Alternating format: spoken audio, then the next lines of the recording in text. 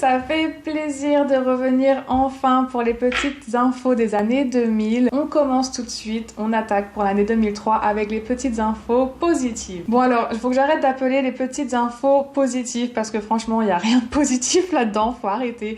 J'essaie juste de pas trouver quelque chose qui ne parle pas de guerre, de canicule, de drame, d'accident, d'incendie, enfin bref, tu vois ce que je veux dire. Donc c'est juste les trois petites infos, je garde le côté positif pour dire que c'est moins pire que ce qui s'est passé en 2003. Je sais pas si tu vois ce que je veux dire. Bah, bref, ces trois petites infos, j'arrête de parler, on commence tout de suite. Donc la première info, c'est que en 2003, ça a été l'installation du premier radar automatique. Je pensais pas du tout que ça datait de 2003, pour moi c'était beaucoup plus vieux, mais bon. Ça veut dire qu'en jusqu'en 2003, en fait, c'était vraiment comme dans Taxi, tu vois.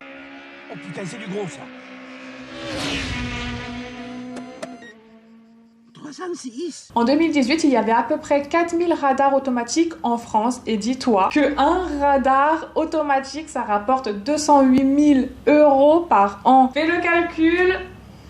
Ça fait beaucoup. Ensuite, le 1er février, c'est le début de l'association Ni pute ni soumise. Donc ce sont surtout des femmes issues de quartiers qui ont fondé cette association. Elles étaient 6 au départ et elles ont commencé à marcher dans les rues. Le mouvement a pris pas mal d'ampleur assez rapidement et ce mouvement a vraiment pour but de lutter contre toute forme de violence envers les femmes. Que ce soit des violences physiques, morales, sexuelles ou physiologiques, que ça vienne de la famille, d'un inconnu, du copain ou du mari, t'as compris, voilà, c'est un mouvement vraiment qui se lève contre ça. Alors le mouvement en lui-même, il fait beaucoup parler pour plusieurs choses, je sais qu'il y a eu quelques polémiques, il y a beaucoup de choses à dire en tout cas sur ce sujet, je m'étalerai pas plus parce que sinon la vidéo va durer 35 minutes et ce n'est pas mon but. Et la dernière info, c'est tout simplement une date qui est le 28 août 2003 forcément, et en fait c'est le tout premier flash mob français qui se déroule au Louvre. J'ai pas réussi à retrouver forcément les images de 2003, je rechercherai encore pendant mon montage, mais voilà, ça s'est vraiment démocratisé entre guillemets dans tout le monde entier, vraiment pendant l'année 2003 le flash mob. Du coup je pensais que c'était beaucoup plus récent. Au niveau de la technologie, ça va être assez rapide, franchement au niveau des téléphones portables, c'est un grand fouillis, enfin c'est un grand fouillis, calmons-nous, non, c'est juste qu'il y a beaucoup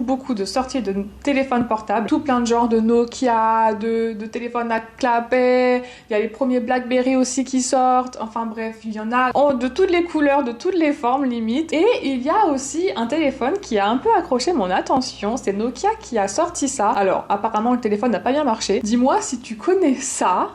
Moi je ne connais pas, et en fait c'est un téléphone portable qui se veut aussi console de jeu, et en fait c'est un des premiers téléphones multifonctions qui donc avait plusieurs jeux style en vrai je sais pas je me suis pas renseignée, mais qui avait plusieurs jeux sur le téléphone, qui avait le GPS, une radio, un lecteur MP3 aussi, enfin bref les gars, on est en 2003, faut pas faire tout ça, faut pas, c'est calme-toi, envoie des MMS, des SMS et le jeu Snake, ça ira parfaitement pour l'époque, je te jure. Au niveau des bandes dessinées et surtout des mangas, parce que je vais parler surtout d'un manga, c'est l'apparition de Bleach qui débarque en France. Ça y est, l'un des mangas les plus connus dans ce monde encore. Ils ont tous immergé, j'ai l'impression, entre 2000 et 2005, c'est fou. Et j'ai même vu qu'ils avaient fait un film Bleach en 2018 et j'ai trop envie de le regarder. Je suis assez curieuse de ce qu'ils ont fait parce que je n'étais pas du tout au courant qu'il y avait eu un film. Dis-moi si tu l'as vu, moi je l'ai pas vu et peut-être que je tenterai l'expérience. Je vais voir. Je sais que les critiques ont été un petit peu mitigées, donc bon, à voir. Au niveau de la télévision, il y a 2 nouvelles chaînes pour enfants qui débarquent, Boomerang et Pee-wee. Alors Pee-wee, je sais que c'est vraiment pour les tout petits enfants. Ils savent où faire de l'argent apparemment. Et il y a une télé-réalité, alors que je ne connaissais pas, qui s'appelle Nice People. Alors c'est un peu le délire de Loft Story, si j'ai bien compris. Ils sont dans une villa à Cannes, les gars, et il y a 12 personnes qui représentent plusieurs pays d'Europe, genre qui viennent vraiment d'Italie, de France, d'Espagne, etc. T'as compris. Et chaque semaine, t'as quelques célébrités qui viennent leur rendre visite. J'essaye vraiment de comprendre le concept, hein, vraiment. Et il y a Christophe de Chavannes qui vient, il y a Doc Gineco, il y a Ophélie Winter ou aussi Gilbert Montagnier, genre mais je connais pas du tout, je sais pas si quelqu'un connaît, je vais poser des questions beaucoup trop souvent dans cette vidéo.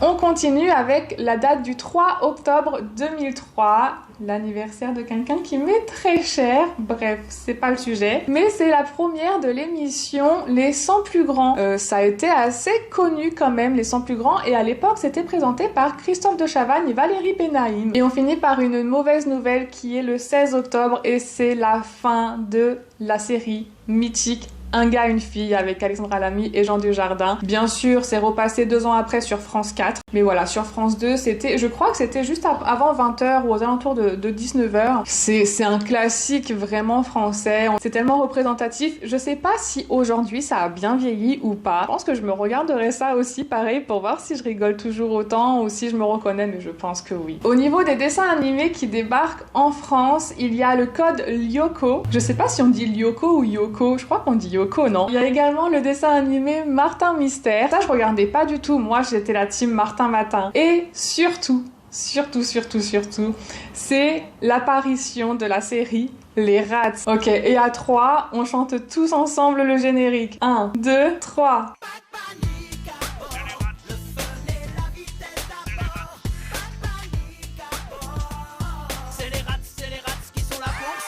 Yo yo yo yo yo yo yo.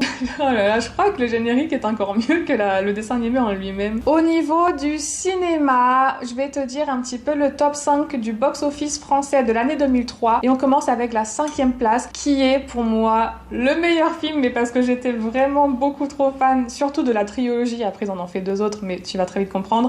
Je te parle bien sûr de Pirates des Caraïbes et La Malédiction du Black Pearl. Et franchement, j'ai écouté dire qu'ils faisaient un nouveau Pirates des Caraïbes, mais sans Jack Sparrow, parce que toi-même tu sais la polémique.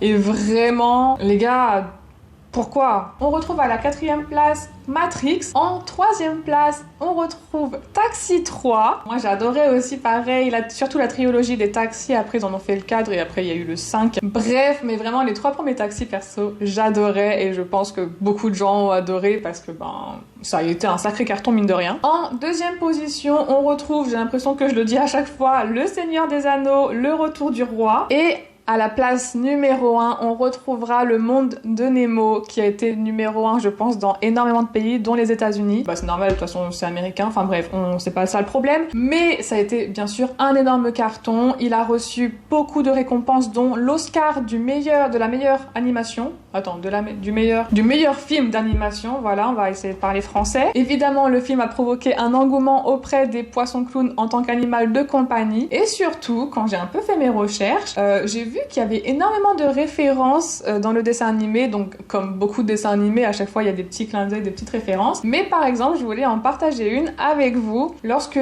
Marin et Dory rencontrent les requins, le gros requin, là, il s'appelle Bruce. Et Bruce, en fait, c'est comment appeler Spielberg lors de son film Les Dents de la Mer. Vous savez, le requin mécanique qu'il utilisait pour faire le film. Il l'appelle Bruce. Et il y a plein de références comme ça. Je te recommande d'aller sur Wikipédia si vraiment tu veux savoir. Mais voilà, je trouve ça plutôt cool. Anyway, passons à la suite. Et on finit pour moi avec la meilleure partie, c'est la musique. Parce qu'à chaque fois, je le redis, mais les musiques des années 2000, elles sont trop bien, je ne veux rien entendre si tu n'es pas d'accord. En plus, 2003, tu vas voir que c'est vraiment les plus gros artistes qui ont immergé. En France, ça sera les premiers succès de Diams. Laisse-moi kiffer la vibes avec mon mec. Et à l'international, on retrouve également les premiers succès de Beyoncé, de Kanye West, you know what I'm saying? When the doctor told me I had a et de Black Eyed Peas. Non mais je te dis, il y a du très lourd. Hein. Au niveau du top 1 français, dans le top 50, on retrouve énormément de titres. Franchement, j'ai trop galéré à en choisir quelques-uns. Ça ne tiendrait qu'à moi, je mettrais tout, mais on a une vie, il faut finir cette vidéo à un moment donné. Donc, je vais t'en passer quelques-uns, comme le groupe 113 au summum.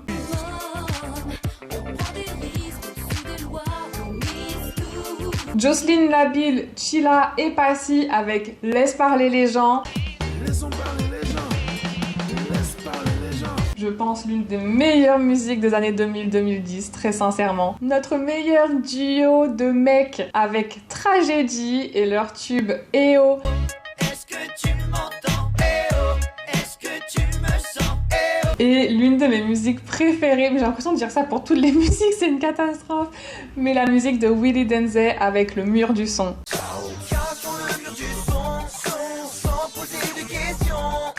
Putain, ça me donne tellement envie de revenir dans les années 2000 les gars. Et on finit avec les musiques à l'international. Et on va retrouver le groupe B2K feat. PDG avec Bum Bum Bum.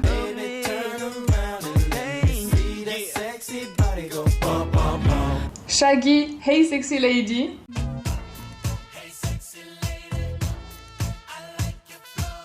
Et Wanty et Cool T avec The Magic K.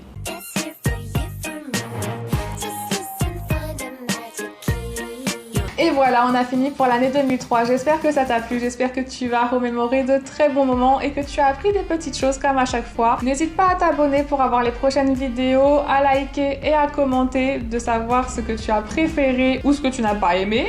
Je te dis à très bientôt pour l'année 2004 et en attendant, prends soin de toi et aie une agréable vie, ça fait du bien. Gros bisous, ciao!